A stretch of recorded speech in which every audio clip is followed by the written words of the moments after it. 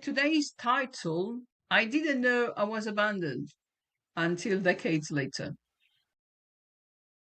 People think trauma begins with something obvious, something visible, something everyone can point to.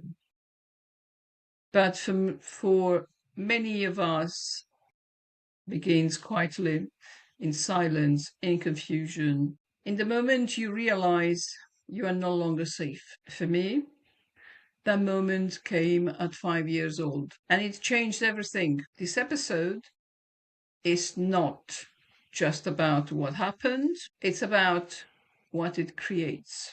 The pattern, the fear, the version of you that learns to survive. And maybe you recognize yourself in it. Welcome to Unfiltered and Raw, from trauma to light. From the outside, my family looked religious. That kind of family that was perfect.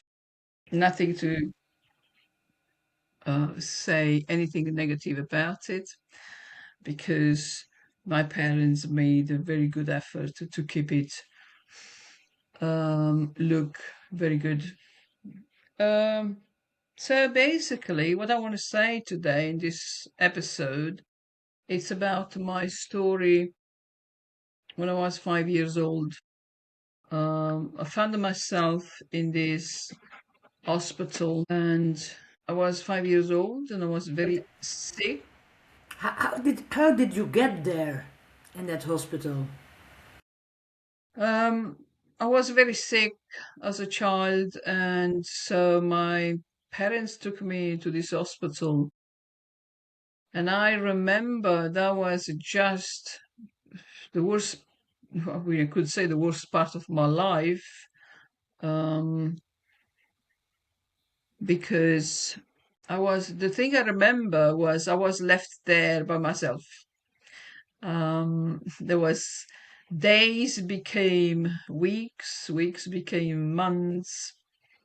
And I remember it was a Christmas. I was there and there was no visits from anybody, nobody. Oh, And 5 years old, what would hmm. you know?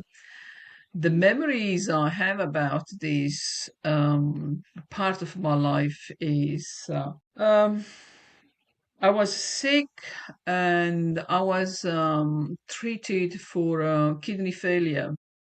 Oh, And I was taking so much medication. Back then they used to use that. We're talking about early 70s. You see how young I yes, am? yes. I'm very young.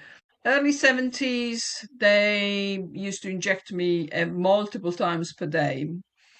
So God. at the point that there was no space on my little bum, Oh, they started injecting me on my legs. And I remember one day I couldn't take anymore, and I was start crying and I was refusing to take this injection. yes. Um, and there were back then there were lots of nuns, the Catholic nuns in the hospitals. And oh my God, if I have a bad memory about these people. So I remember they pinned me down on the bed, and they had this injection shoved up my leg. And I was crying, and I was abandoned. I was by myself. I didn't have anybody to say, "Oh, it's okay." No cuddles, no reassurance of any sort, nothing. And how So how many were they to pin you down? Because this is surreal. Grown-up nuns pinning one little 5-year-old girl down. yeah, four or five of them. Because I remember the God. shouting and screaming. They were calling for reinforcement. They go two on one side, two on the other side, they're pinning me down, and like, that was horrible. Yes. So it created that tension between me and them. I didn't like them. After that, I didn't like them. And then there was another thing. that we had to pray. They used to pass in the afternoon. If you were sleeping or taking a nap as a child, they would wake you up, force you to kneel and pray and and recite those prayers. One day I was in a bad mood. I was in a very bad mood. I wasn't well, and I just You were refused. sick. It's normal. And I refused to pray. And this nun, she grabbed me and she said, "You must pray." And I said, "No, I don't want to pray. No." And she forced me. She said, "Look at the crucifix just in front of in the 70s, we had this bed. There was a metal frame with this metal frame. She removed the pillow and she made me kneel in front of the crucifix that was in front of me. And I kneeled and she said, "Say sorry and say your prayer." And I kneeled, I looked at the crucifix and I said, "Fuck off, fuck off, fuck off." She wasn't happy. Remember exactly. Oh my God, that was the end of it. She grabbed my hair and she slammed my forehead against the metal frame. Bang, bang, bang. This is like in a No. movie, but then really real. Yeah, and I started crying, and she slapped my bum. My God, bang, bang, the bum. She slapped me everywhere. She left me absolutely broken. And I was there by myself crying. I could cry for hours on end. There was no one to come and save me. Yeah, so after many months, I remember there was this Christmas day because I knew there was an hospital, but then late in life, I've learned there was orphanage hospital. The the function of that hospital was as an orphanage as well. So there were lots of young children there. And I learned this recently, actually, because that came through. I was watching one video one day, and there was this American guy who he learned that his parents, he was adopted, and he came back all the way to Italy. So he was born in Italy, and then he went to do his research, why, where, how that happened, why, all the questions an adopted kid asks. And he came to learn that he was the son of this, I think, a girl, I think she wasn't married, and she left him to this orphanage. So basically, those orphanages goes back to the Second World War. God. That Yes. after the Second World War, there were family that couldn't feed their kids, Mm, or the single mother couldn't have the kids because they yes. couldn't sustain them for whatever reason, or for Mm, religious purposes, or for cultural yes. beliefs. Back then was tough. And so many people left their kids there to be adopted. Yes. But when you were there as a 5-year-old, didn't you see children disappear? Yeah, Because you are suddenly one gets adopted. You don't know. You think it's a hospital, but maybe you yeah. just think the kid gets it's healthy again and gets out. Went But home. Yeah, yeah, I didn't know. I didn't know no, back then. yeah, So, and then I said, okay, that made sense. That made perfect sense. Because, I mean, I have two hints that I was abandoned. The first one came from um, my uncle because, you know, my family, we are a big family, but my dad is an only child, so we didn't have relatives at all. My dad being an only child, we don't have these cousins and auntie and uncles. mm, My mom, on the other hand, she has two brothers, One went to Canada when he was very young. So my mom got married at 18. She started a family. She was very young, 19, 20. And this brother. And then when she got married, she had another brother, what could be is a year older than my brother. So we didn't have this family that. But then after, well, like let's say 10 years ago, 15 years ago, I met with my uncle. You know, as I said, I carry lots of traumas from my childhood, and I was talking to my uncle, and I just said because my family never ever would admit that I was abandoned there or put there to be given as a to be Yeah, so adopted. their purpose was for you to get adopted by whoever came to adopt you. That was the point. But That's what I then did it believe. happen? My family will never say that, But that was the but point. yes, but my uncle, when I was talking to my uncle, and I said, wow, I don't know why we went back to those age, those times, and I said, oh my God, and I said, it wasn't weird that I was left in that hospital by myself and I was Hmm. completely abandoned, and his face just changed, and he said, yes, that was not good. And I didn't think then and there, and then, and the back of my mind, and I said, holy shit. So he knew. He knew. But anyway, so I think I'm losing the track of my story here. So I came to know that was an orphanage, as I said, because my family would never say that.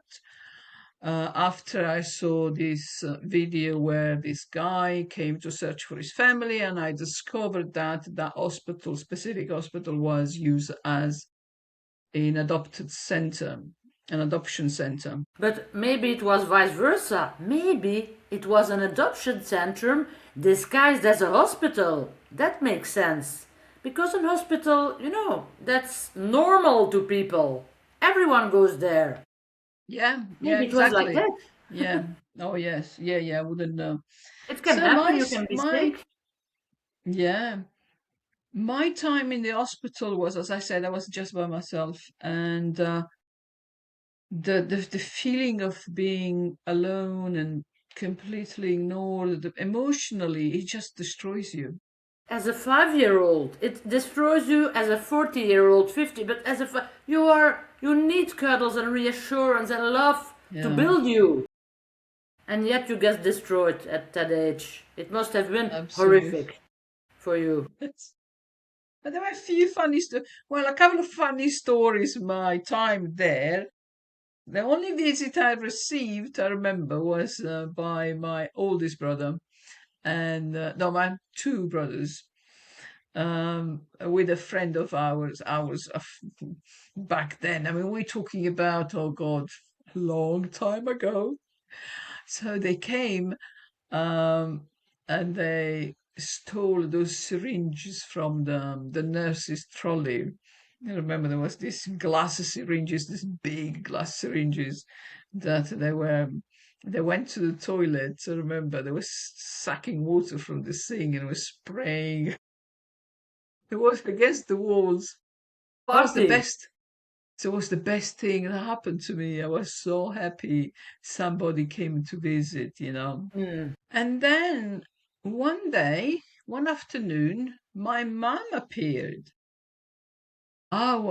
Wow, I couldn't believe I was jumping. I was so happy. Unannounced, out of the blue. Yeah. So Oh, she came and I was so happy. Oh my God. And she was sitting on the bottom of the bed and she was crying. And I said, why? Why are you crying? Why are you crying? And she said, um, I cannot go home now. It's late. I missed the bus, and I was even happier. And I said, "So that's okay. You sleep with me tonight. Yeah, you sleep with me." I was so happy. And she said, no, I have to go. I have to go. I have to go. So basically, she was called in because death entered the room and literally. So she was called in by the medics saying, you have to take her home because there's nothing else we can do. She's going to die. Mm. Yeah. So, and she left. And before she left, she asked me, I'm going to come back tomorrow morning. Do you want anything? And I said, oh, yes, yes. I would like. And then I think because she was convinced I would die, she Yes. said, okay, as a last wish, let's Yeah. accommodate her and see what she wishes to for the last days of life on this earth. And I said, oh, I would like a ring, a necklace, and a bracelet. And she came the morning, she left. She came in the morning after, and she brought me this ring, necklace. And I remember there was a small daisy, white plastic daisy. And mum was there. I was the happiest child on earth. Very happy. And she took me home.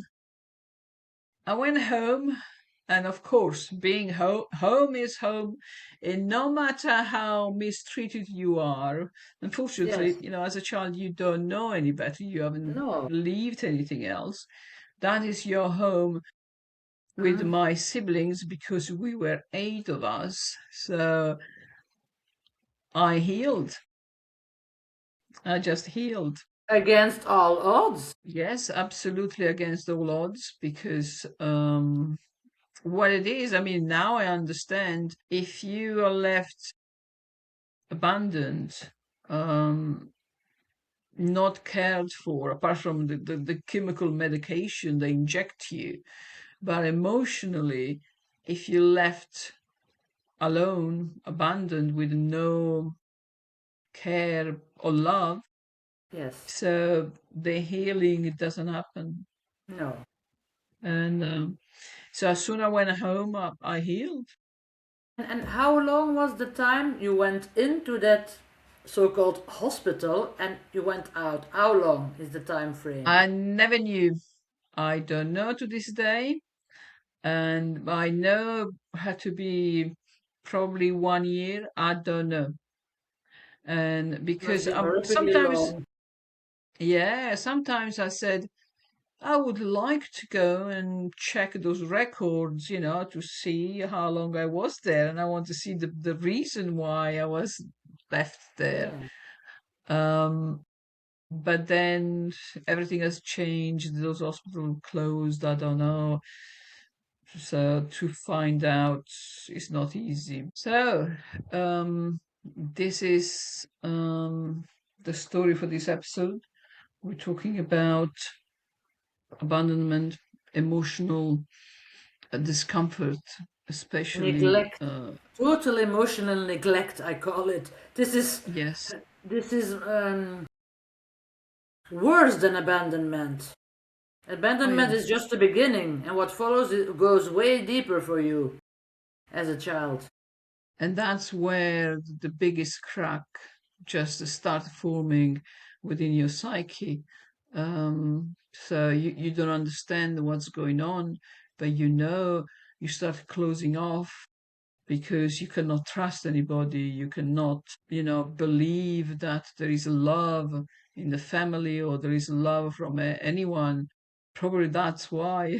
I remember once when I met my husband, he was so upset with me and he said, why don't you trust me? And I said, no, because I don't trust anybody. I mean, it sounds like very harsh, but It was your experience, that's all. once you go through exactly, your heart closes and you will not trust anybody. So that's why you carry those scars throughout life. Maybe You, you never realize. you started building this survival persona because you have to. There is no other way to exist when you go through all of that for you as a child at that moment. Yeah, exactly. And that creates trust issues, that creates, beliefs issues. And I was conflicted between, because I said my parents converted to this Jehovah Witness trendy stuff, and I was in there with the nuns. They forced me to pray. I was at home. I was forced to go and follow the JW mob, Mm. and then I was there in the hospital with the nuns telling me, to pray and do this and do that. So, I mean, it was just as a child. How can you, even comprehend what's going on? And that's, you carry these scars throughout without realizing that this is not normal, Mm. you know. Yes, because as a child you think that's normal. What they make you undergo, you think everywhere it's like that. Yeah, precisely. You think life is the same for everybody because you don't know any better. Yes. Yeah, and well, yes, from that episode, there are many others that we will probably go into details in next recording or next Yes. episode. Mm. So, what do we? The message for today is so many people, maybe they find themselves with a kind of similar issues, a similar episode that happened in their lives, carrying scars and not understanding what happened. If I compare myself to my siblings, because my sister, my oldest sister, for example, she was in the same orphanage as well. Really? At the Um, same time? No. no, I don't know if it was before or after me. I don't remember. But I know she was there because she remembers her stay there. And she always remembers that little friend she had there. But if you talk to her, she carries all the scars of a lack of love. She's not capable to trust anybody. Mm-hmm. And but she never processed those traumas. Yeah, she never So addressed them. exactly. So the reason why we're talking about it, the reason why I'm able to talk about today is because I was able to see this is not a smear campaign against my parents. It's not a smear campaign against anybody. It's just to send out a message out there that traumas leave scars. And if we as adults or youngsters or old people haven't processed those traumas, this manifests and repeats in life, giving consequences in relationships, at work, Everywhere. with with all aspects of life, without knowing the root cause of the problems. So I was lucky enough to educate myself and go back. I mean, I was lucky enough, I didn't go to a psychologist or psychotherapist or because I didn't even know. I didn't even know I was carrying scars and traumas because, like as I said, if I compare to my sister, she justified life is life. That's it. We all go through things and you just need to get over it. But you But the you have question is, you have a chance. No, you have a choice. Is what I wanted to say, right? So if you feel at a certain point, you go through your childhood and stuff, and you feel, oh my god, I am carrying this heavy load. What is this? Which most people do. They know it. They know something is off. So then it is ultimately, with our experience now, it is your choice. If you choose, I want to heal, I am going to do this. And it is another choice to say, okay, this is life, and I just don't do anything about it. But it's a choice ultimately. It is a choice, yes, but I'll put it down to knowing it. Because if you do not acknowledge and recognize there has been a trauma, you know, and understand the psychological effect that has had in your, in your life, if you don't if you don't acknowledge that, that's a big issue. As I said, Yes. if I compare to my sister, she would say everything was normal. Um, life is that, you know, you may experience worse thing or better things, but you just needed to get over it. So it comes down to, it's for so many people, ignorance, or pretend it never happened. Because another thing we do as humans, we say, let's just sweep this under the carpet, Yes, but pretending. oh yes, but the carpet, my dear, I know it can.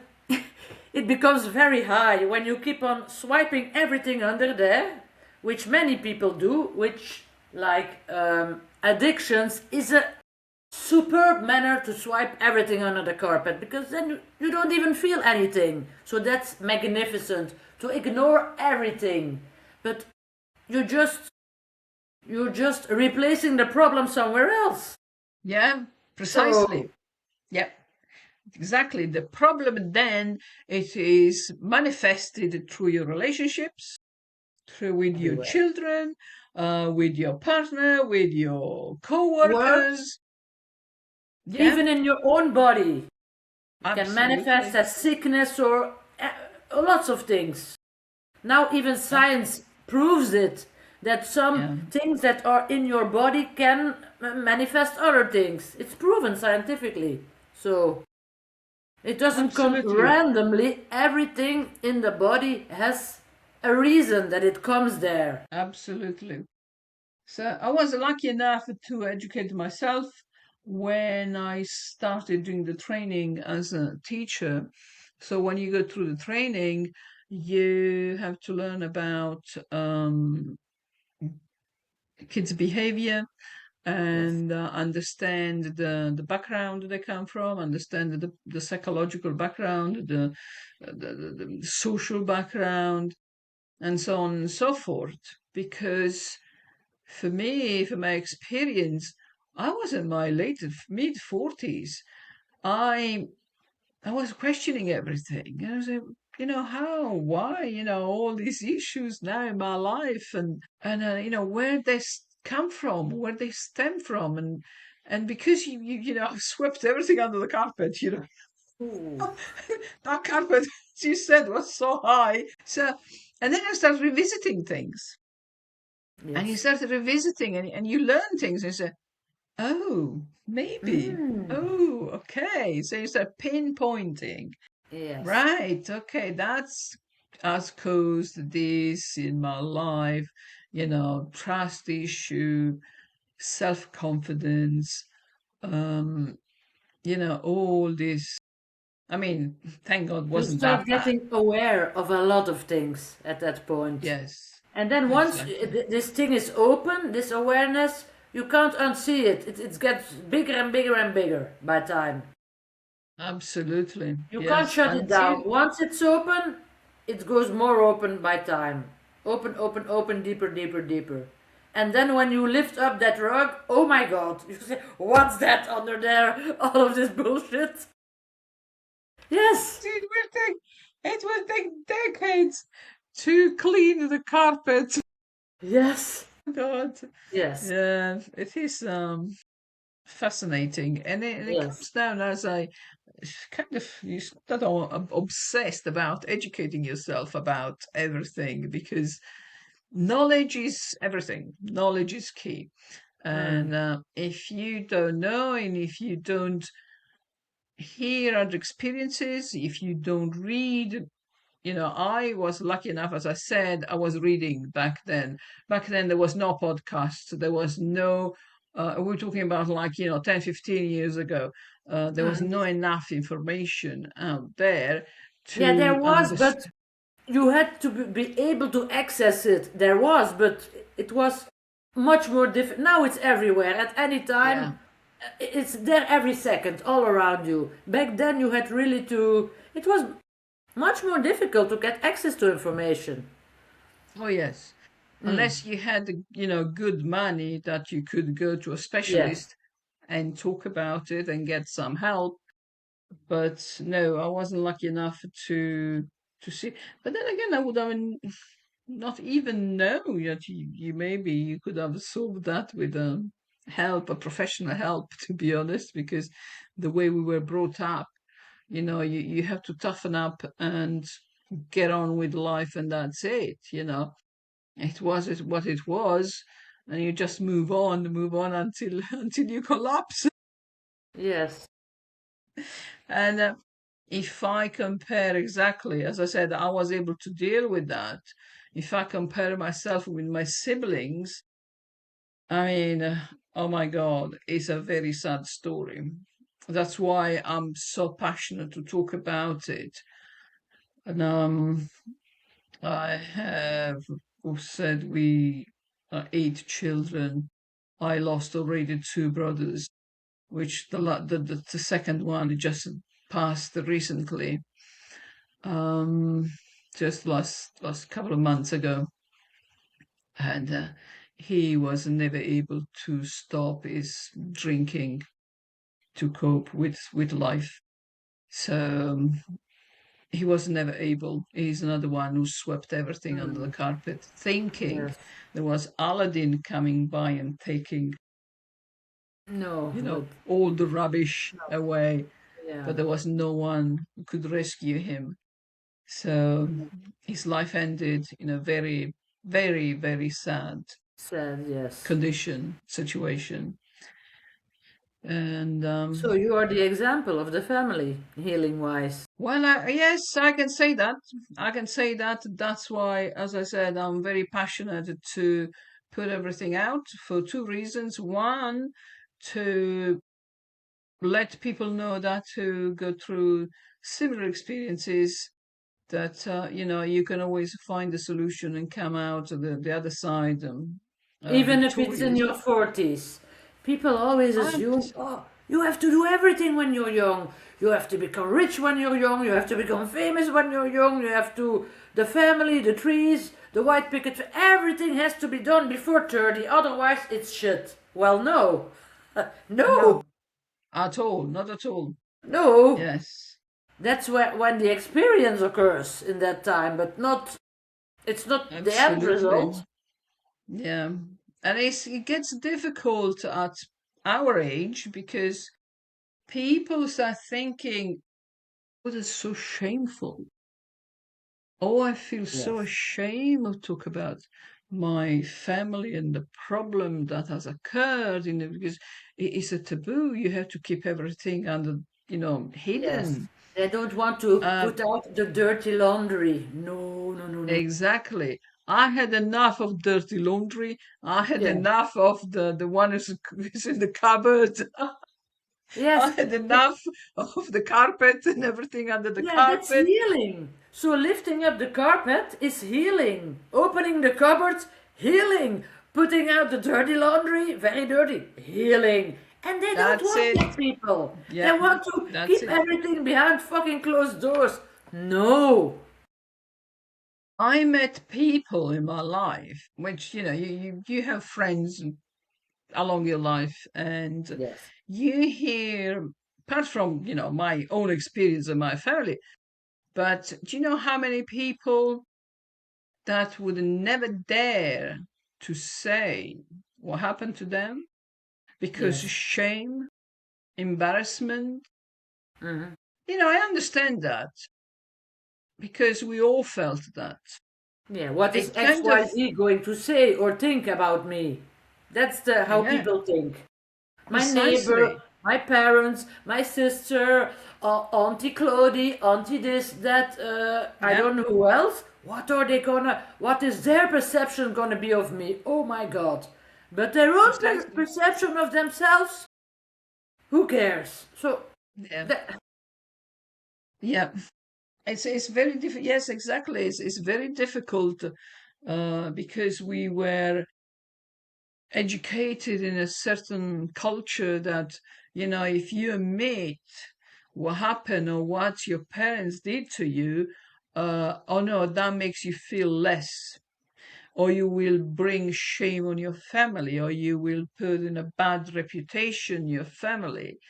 Uh, no, yeah, I it's know. it's not it's not like that. It's not like that. I mean, of course, there are people, but I mean, when you get at this age, you realize that uh, people will always bitch about everything.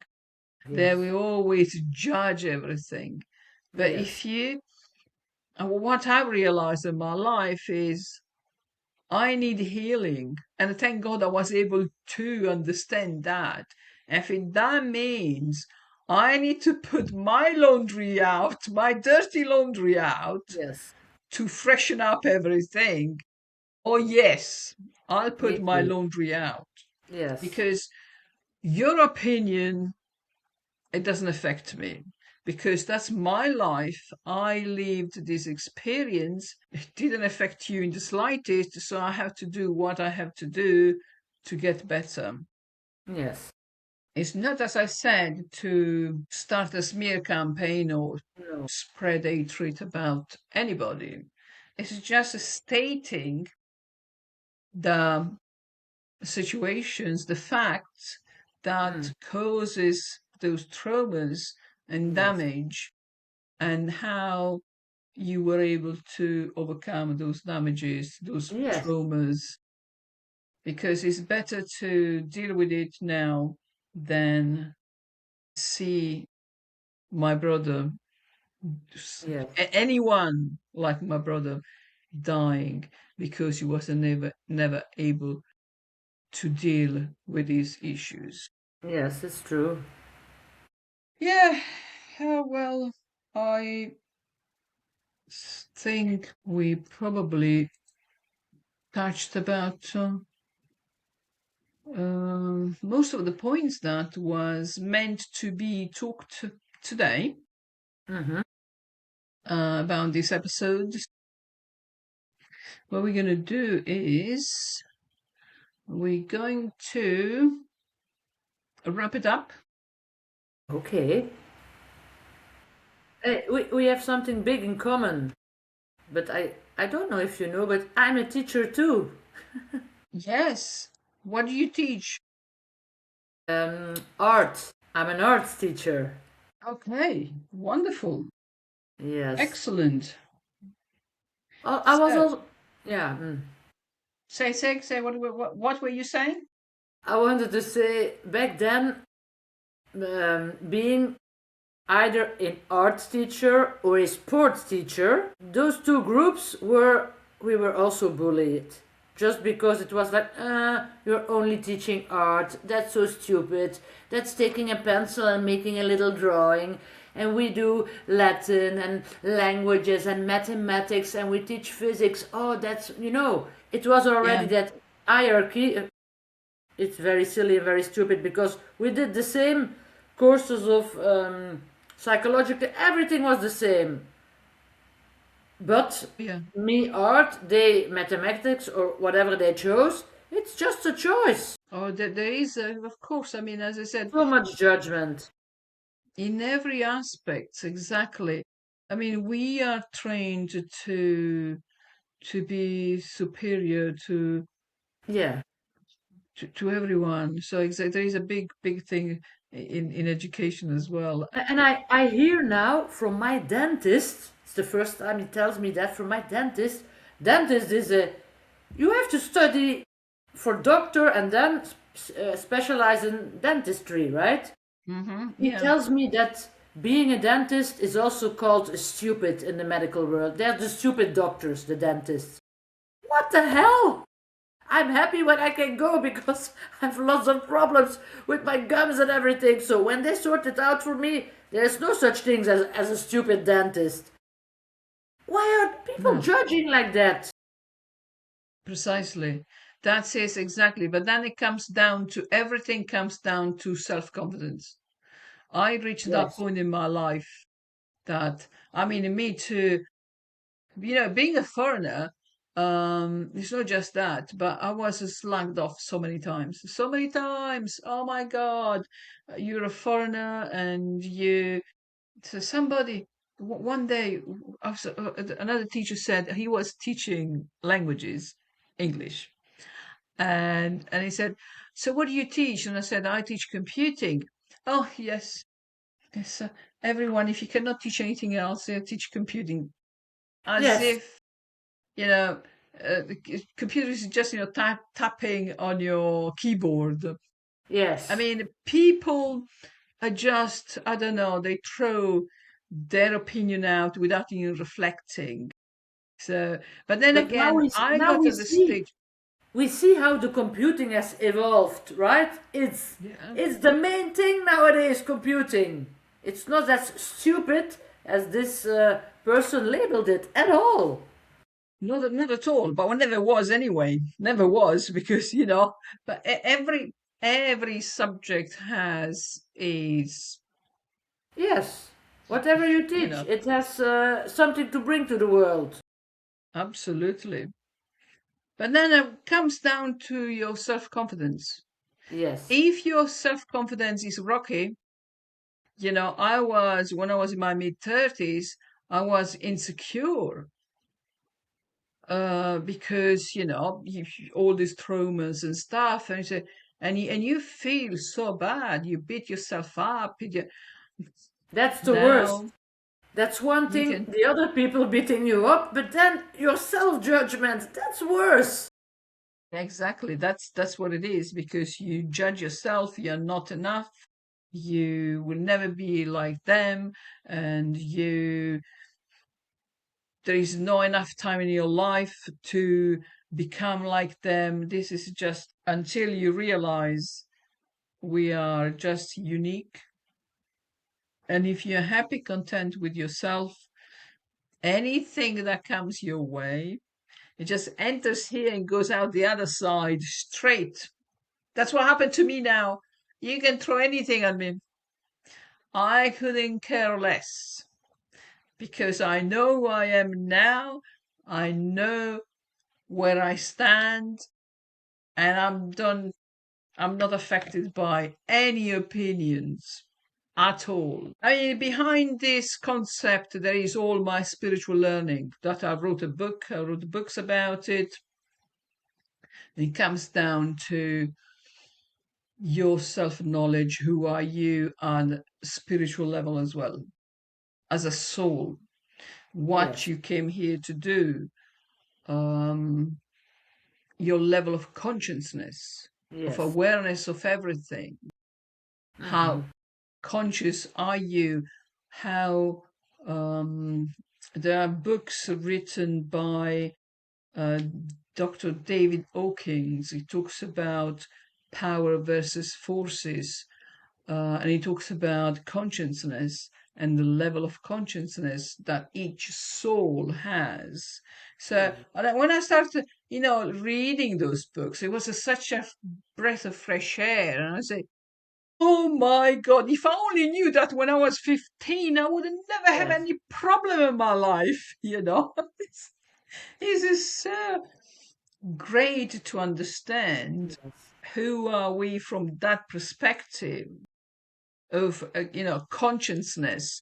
yes, Wise people, they have a very low consciousness, and some other people yes. they have a higher consciousness, It's and so true. on and so forth. But as I said, Correct.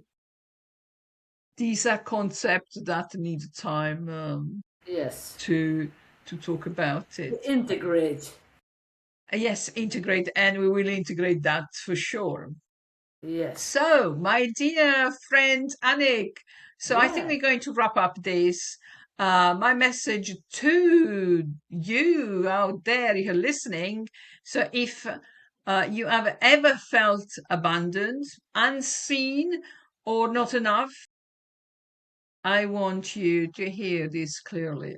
You were never the problem. You were a child trying to survive something bigger than you that you should have never had to face. Yeah. And those patterns you created, they were not weaknesses, they were intelligence, adapting, protecting, but you don't have to leave there anymore. That's my message.